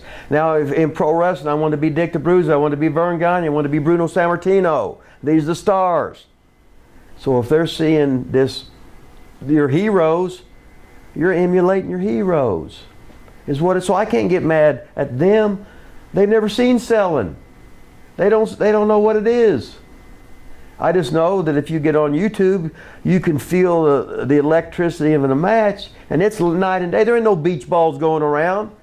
There ain't nobody screaming, "This is awesome." You're like this, going, "Oh my God, I hope that baby, oh my God, he's hurt. Oh my God, I hope he wins. Holy shit, oh my God." Now, oh, it's a rib. Oh, well, we got to get your 10 shits. You got to get your dive in. Oh, we got to get 10 false finish. We got to get 10, and everyone's got to be a 2 9/10 count. Fuck you. Jesus Christ. And we destroyed our business. They destroyed it. Everybody follows the leader. If they got on TV and started doing things old school, you'd take 2 steps back, and then people would start liking it more. They would turn it back on more. But if you're catering to kids, like I guess they are, hell, it's got to be a cartoon. They don't care about the house show business, do they? They make more money with these great, hey, these guys are the world's greatest guys for making money. Hell yeah. Who is the biggest drinker out of all the wrestlers you encountered? Oh my God. When I was with Nick Goulas, I got to carry Andre around in a van, the Shell van with the mat, and then he'd just get all that beer. But when I broke in, everybody was about drink. I didn't drink. Everybody smoked dope. I didn't do dope. Everybody would do, cigarettes, beer, marijuana, and I never really seen guys do coke before. That wasn't me. I trained. You know what I mean? And then, now when I went to Germany, we had to contact, like we were in Hanover 70 days in a row. We're there 70 days in a row. You can only train so much. So I started taking the Jack and Jills, the pills, the downers, because I was bored. And then Regal taped me on the phone. I'm slurring. He goes, "You're a drug addict." I am not. He showed me that fucking, I listened to that tape. I threw that shit away, never did it again. You know what I mean? You do it, he didn't even know about it. Yeah. But the drinkers, I don't know, the ones who didn't drink, who didn't smoke cigarettes or smoke dope, who didn't, I didn't, that wasn't my thing. Hell, when I was 16, I took a puff and said, "Oh my God, this is horrible. And you pay money for this? What the hell's the matter with you?" If I could drink, I probably had three beers in my life total. Now, I could drink immense quantities of vodka mixed with Hawaiian punch and play cards all night and do a set between each hand. I could do that, but as far as with the women, guilty as charged, but the other stuff, no, it wasn't me. Do you think it's possible that wrestling might have a resurgence? Oh, hell yeah. It's for how many hundred, up, down, up, down, up, down. There's always new young people. There's always new old people. Okay. All you got to do is hook them. All you got to do is hook them. What do you think the main thing is that AEW is going to have to do? Well, now just think back. Here's Vince. How'd Vince make all of his money? Wrestling. He went off to the XFL. Within 4 weeks on television, it started here, it went halvesies, it went halvesies, it went down, down, down, down, down. By 4 weeks, you knew it was over. Now we got the other guy. God damn, he got the big fucking arms. Jesus Christ, Hannibal. Now we got an NFL owner that's got way, way, way, way more money than WWE. And it's his money. He can piss it. He can burn it. It's his money. And if I had that money, I'd want to have it.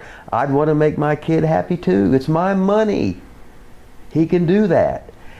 Now they got guys in office positions that have no idea about being office positions. You don't just born into an office position. You know what I mean? You evolve into that after working so many styles, being under. They're going to do stuff. And today's wrestling fan, they'll turn on them just like they do everything. Wrestling stands are butthurt about everything. the wrestlers. Can you imagine you wrestle? Your whole dream is to get in WWE. Then all of a sudden you don't like your push. I don't know a goddamn wrestler opponent that told you the truth really, except Ole and Watts. Get real. You got a chance to be on WWE TV, make this money, go beyond your fondest dreams, be good for Comic Cons, conventions. Hell, Honky Tonk's still making money on weekends. Jesus, you get a chance to do this. They can take anybody in the world and make you a star. This is not real. We can take any girl, give you a hair color, give you the nails. Oh, she needs boobs. Here's the do these moves, and move. That's it. Get you over, make a star out of anybody, no matter how good or bad you are, and you're complaining about your push. Well, honey, it's your job to be a waiter then, or a waitress or whatever. There ain't many places to go anymore. Be happy you got that goddamn job, milk it, stay there, save all your goddamn money, and be a fucking star for fucking ever. And you're a mark if you're worried about a goddamn belt. Get fucking real.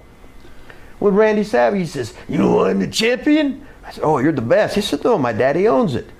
You're real. This ain't real when you win. It ain't real when you lose. Have a good time with the character. Do the best you can. Work hard. Do the business right. Do it the way it's supposed to be done. Don't think of yourself. Do what the office asks you to do, and you'll have a long career, and you'll be happy. Don't worry about the politics. You can't change it anyway. That's the same in every job. Don't worry about it. Do the best you can and try and smile and laugh. Because when you're on your goddamn deathbed, you're going to think, what a good time I had in fucking wrestling. Boy, I fucked that up with a stupid attitude. And that's the way it is. Who was your toughest opponent? That's the question of some guy said, "Who's the strongest guy you ever worked in a ring?" I said, "I don't know, they're all fucking phony." He didn't put no pressure on me to test the strength. When I was getting slammed, I was press slamming myself. Get real, you fucking mark. You know. But who was my toughest, who's the hardest guy to work with, you mean? Or what do you mean? It's a fan question. But okay. Let's say who's the hardest guy to work with in that my God. Like, I worked with Ox Baker. And I drew a lot of money with Ox Baker because I knew what he could do. I'm not asking him to do very much. I got to play to your strengths. I make you look as good as you can. I got to highlight you, and you got to hate me, and I got to make you love that goddamn baby face. I'm not going to make him look stupid. I want to make this guy look like the greatest professor wrestler that he can. And I don't watch WWE, so I don't know what this fan is talking about, but they're asking you what you think about the race card being played in WWE storylines in recent years. Well, the race card is how you made money in wrestling. And just think, the race thing or whatever, you can't do anything you do. It was like the American against the evil German from World War II, the evil Russian. When the Iraq thing or whatever, blah, blah, blah. It was cowboy versus Indie, good guy against bad guy. Race thing, they would tar and feather guys years ago. There would be racial slurs, and all the fans would be yelling that shit all the time. Race has always been in. Hey, quit kidding yourself. People are they're worse and worse now than they ever are. They just don't let it be seen. Get real. Don't be a fucking mark in the world. But anyway, what are they doing on TV? I have no idea. But it's PG. No matter what it is, it's PG. It can't be that. Everybody's butthurt over anything. You can't. I said, "Hey, you fat bastard." "Oh, you can't call him fat." "What?" "Well, you lazy." "Oh, you can't call him lazy." "Oh, everybody's got to have a goddamn participation fucking trophy." I got 42nd in the goddamn Shelbyville Invitational. How many were there? 43. But I got my trophy. Shit, I was throwing trophies away because it's second place. Fuck, what a pussy I am. I got to work harder. Jesus fucking Christ. Was Ox Baker's heart punch stiff? No. It's a total work love. And is it true Batista got into a behind-the-scenes fight when he was in OVW? I think he did with Slick Robbie D. Yeah. I'm thinking so. Did I see it? No. Slick Robbie D had the vertical jump record at Fresno State. Slick Robbie D was a tough motherfucker. Slick Robbie D was a great amateur wrestler. Slick Robbie D was one of the coolest motherfuckers you'd ever want to fucking meet. And talking about the race thing, Slick Robbie D went out to fucking, when he went, I think it was in California, they said he made some trouble, and and all of a sudden he hung himself. That wasn't Slick Robbie D. He was the most confident man, nice guy. We would walk in, he would be sitting there at the basketball thing where you go working a lot of high school gyms. I'd say, Robbie, do it now. I'd throw him a basketball. He could take no steps. He'd jump up with no steps, dunk it over his head backwards. And then he'd go back to sitting down with no warm up. Wow. He was just, he did the leapfrog with the Big Show. Because Big Show was down there. Yeah. What was that fight about, over Batista's then girlfriend or something? I don't know, because Robbie had quick wit, and he was a smart ass. You know what I mean? Yeah. And these guys were all alpha males. Hell, Brock would be shooting with No Neck Keck, and Eric Angle, Kurt's brother, and the Predator. What the hell was it? Sylvester Turkai. These were great, and they wanted to shoot. Ron Waterman was down there, right? Yeah. All these guys. I said, boys, quit doing that shit. We got to fucking learn how to make money and not get hurt. And you guys could get hurt and fuck yourself up, you know? Why didn't Sylvester Turkai have a better career in WWE? Hey, in any job, if the boss likes you, you're in. If I'm the boss, I can hire you to be a head chef even though you can't boil water, because you're my next door neighbor's cousin, and that's it. You don't have to be right. You just got to do, if a boss likes you, you're in. If not, you're out. And that's the way it is. They can make a star out of anybody. They can manipulate. They know. If we could have the Invisible Man on 99 straight weeks, and he keeps beating people. Finally, people, they got the Invisible Man's over. He's a champ. They can make a star out of anybody. Did you ever work with Buzz Sawyer? Oh my God, Buzz. Buzz was a great worker. And a lot of times we would be on tour with Ole, and I'd work with Tommy, and Buzz would be coming out. That meant Tommy would pass out drunk in the dressing room. And Buzz was a great athlete. He was a great worker. He was sort of a bully, but he was always nice to me, and that's all I can go by. But he was so talented. Jesus Christ, he was great. He wasn't all there in the head, but he was a great wrestler. And how is Al Snow at running OVW compared to Jim Cornette? Well, Danny always ran the thing. Danny was the boss. But Danny had the thing. He was running it in the 90s, way before I even went in with him. Al's trying different things. He's got a combine coming up. He's doing some stuff with Impact. We had actually had an Impact pay-per-view over there. We ran some boxing shows there. They used to have MMA stuff in there. He's doing a lot of extra stuff, throwing some stuff against the wall. He's going to find out that some stuff works and some stuff doesn't, but he's not scared. He's not scared to try new things, put it that way. And he's got the new thing where he's got OVW, the only wrestling school. It's an accredited school now where you can actually get school loans to go there. I think it starts up, in May or something. But you're not going to have any real business until after you graduate from high school, because you got to be 18 years old and stuff to get in there, which means you're going to graduate from high school probably. And then you can get a loan to go to wrestling school now. Do you have any funny stories about Al Snow? He's a popular subject on this channel. Well, everybody's got stories about Al, so you don't need to. But Al's got a hell of a fucking story. Jesus Christ, when he went to Ole's and got on the bus, and him and Gene beat him up and run him to death, and he was a teenager. I remember he come into ICW TV when he was probably about 18, 19 years old. He got in the ring with Ronnie Garvin, and they messed something up. So, you know Garvin. So, but Al's paid his fucking dues, hung out, hell, trained guys MMA stuff, done stuff with Dan Severn. Has been around, credit to the business, and what can you say? And you mentioned Ronnie Garvin, and you mentioned before that Bob Roop you drove with a little bit. What do you think about this Plan B video? Oh, wow. It's been about 6 weeks ago. The first time in my life I ever saw it. Now, personally, I thought it was all a bluff. They would never turn on the business. Now they're working everybody. They wanted the promoters think they would and destroy their fucking Shangri-La. But I can't see them doing it. Never. Especially these guys that were so far, when Bob worked as a policeman for Eddie fucking Graham, right? When we had the wrestling school, Garvin would just stretch all the guys and they would run away. He said, fuck them. They need to be in the first row paying ringside. Fuck these assholes. Guys would fucking piss their pants, shit their fucking pants. I'm afraid he's gonna kill some of them. You know what I mean? He run them all off, yeah. So you think they just sent, I guess that was during the time there was the territory war with Ron Yes, Fuller. it was. And when they got in ICW, they found out all about promotion, and he really wasn't screwing them. You have expenses.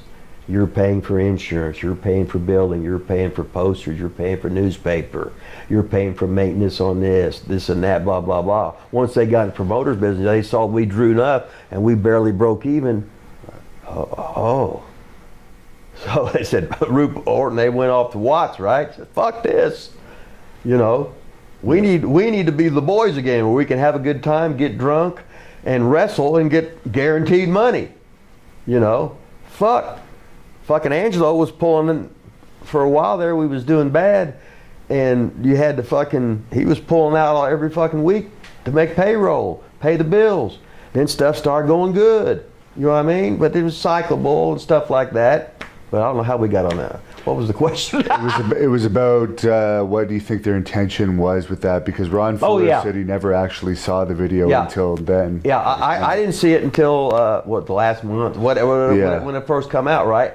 And I was like shocked. And I said, no, these guys are too smart. No, they ain't. They're not gonna piss in their own backyard. There ain't no way. Right. They're like, nah. Because they guys have made all their money all their life. They know this business. They know this craft. They know how to. They're going to work the workers is what they're going to do. Okay. In my mind, that's what I believe, and that's all I can go by. I said, no, they're working you. They're ribbing. They are not going to do that.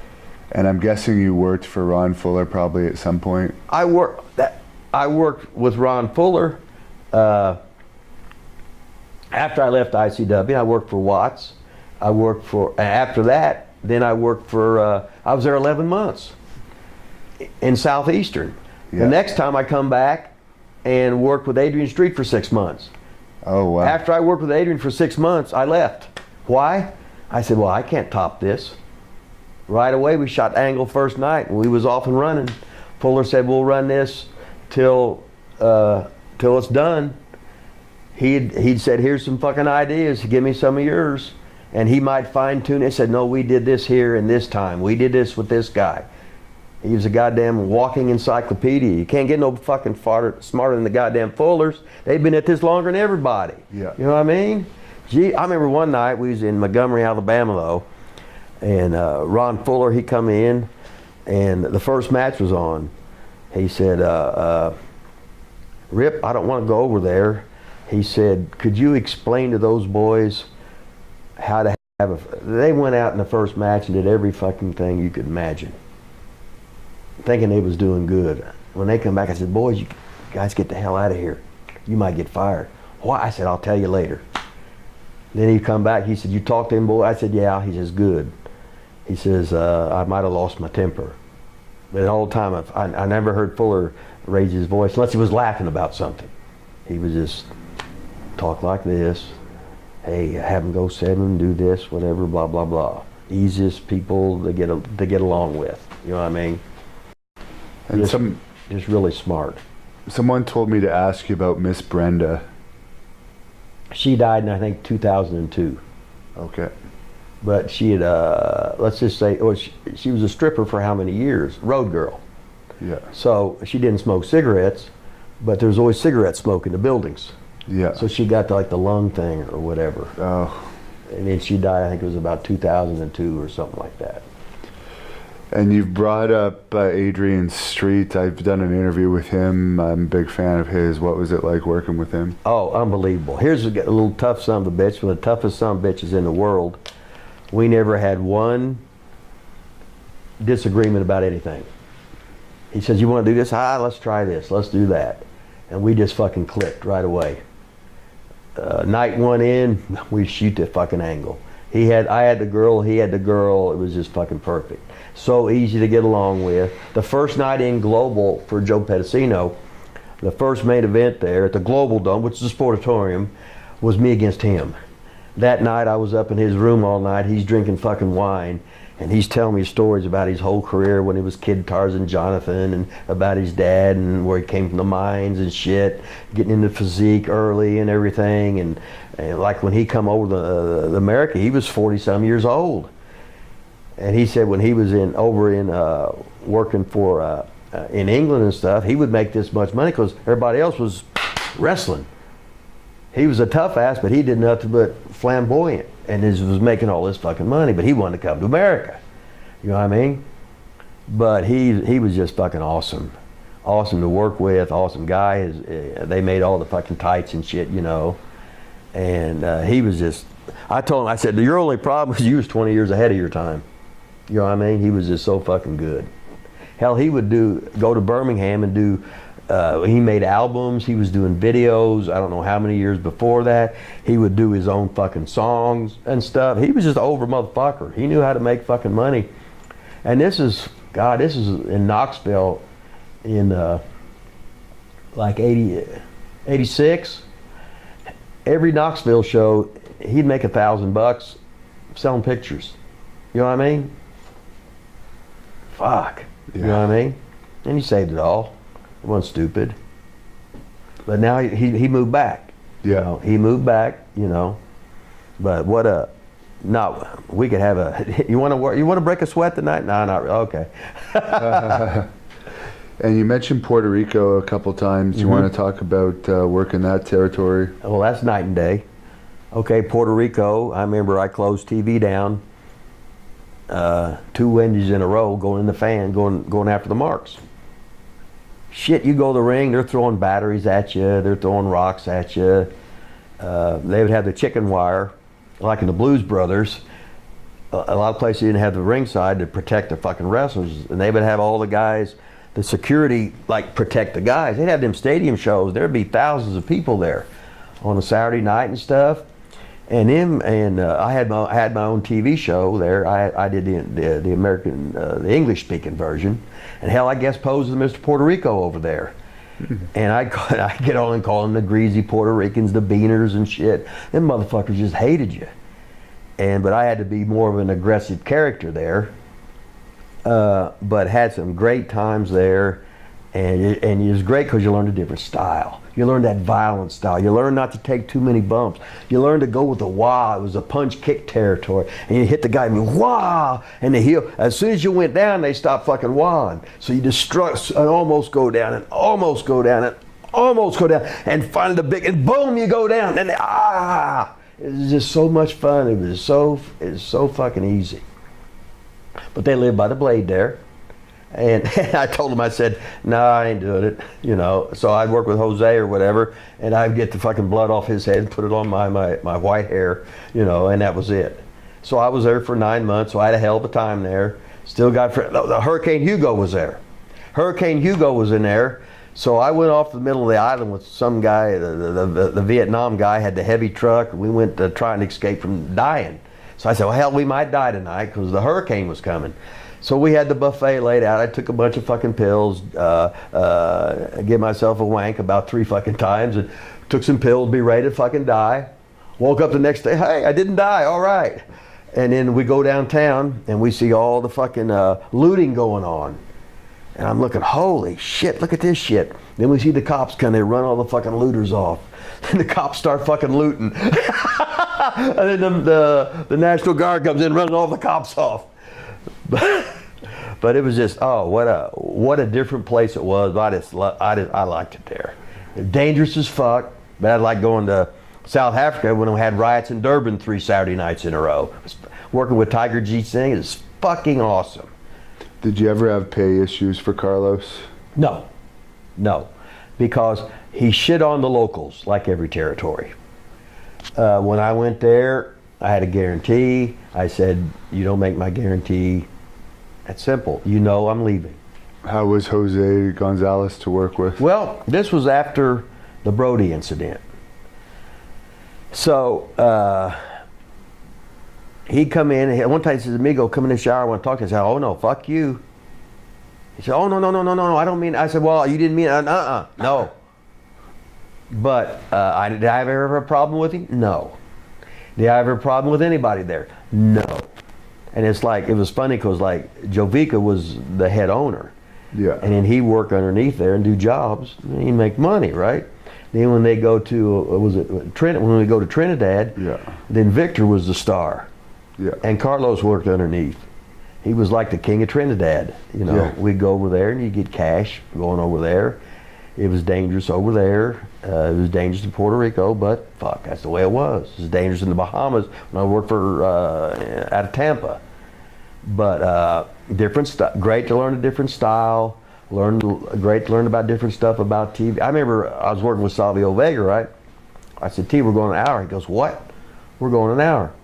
I said, "About 59, make your comeback. Savat kick, Cobra. I'll run out, and we'll run out of time." He goes, "Yeah, I see you." That's the way I worked. He, shut up. I know what you can do. Don't worry about it. If you talk to him, he'll talk about it. He says, "This is how I learned." You know what I mean? He says, "I never seen anything like that before." I'm not into learning. I walk into a place, I start laughing. I go to WCW, and guys are in the ring practicing a match. I never seen anything like it before. What's so funny is like, Randy carried me the first how many years of the career, right? Yeah. Never in my life did I see him do anything choreographed. And now I heard, him and Ricky Steamboat had a choreographed match, right? I never seen a WrestleMania thing in my life. I said, "No, ain't no fucking, I don't believe that." And they said, "Yeah." I said, "Holy shit, he must have changed." I said, "He obviously changed." But I was taught, call it in the ring, and that was it. It's just night and day, but I would not believe he had a choreographed match. I would not. Because I had all the matches with him, and he's carrying me 40 minutes if need be when I'm horrible. Right. And everything was called in the ring. Did you stay friends with Randy till the end, or? Well, Randy wanted me in the company, so I came in. Then he wanted me out of the company. Randy was a competitor.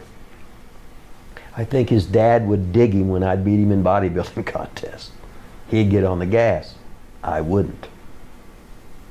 Do you see him in that Batman movie, how big he was? And when he died from heart issues. His mother was 90, at least 90 when she passed. Angelo was late 80s, I'm thinking. Epitome of health. So, Randy always had a size issue. So he was on the gas at least 30 years, you know what I mean? Which had to destroy his insides up. And when you do it that long, you're going to pay the piper. You wish you didn't earlier, but this or that. And then all of a sudden he just started the thing was really, and you can hear it right here on Hannibal's TV, I was married to Brenda. He liked her. We lived together. He wanted her. She said, "No, he's crazy." We moved in together and we got married. You know what I mean? So then there was tension. I never had any tension before. I was too naive, too green to see it. And are you still married?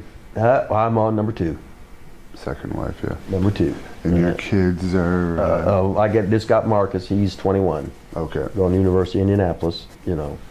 He's 6'2", 6'3", whatever. Just whatever. Is he gonna wrestle? Oh hell no. No. And where can we follow you on social media? Hell, Hustler2754 on Twitter. Got to do that. Hustler2754 on Twitter. Any advice for being a heel that you could give us? Learn from old guys that have really been there. You know what I mean? Learn to sell each other. Learn to call it in the ring. Because you're going to have a match. You get a chance for the big time. You're going 11 minutes. You walk through the grill, they say cut it to 8. You get to near the ring, they say, oh, now it's 5. You get through the ropes, and they say go home. Now what do? I have no pre-planned bullshit. No, I know what to do. Don't worry about it. You know this fucking business.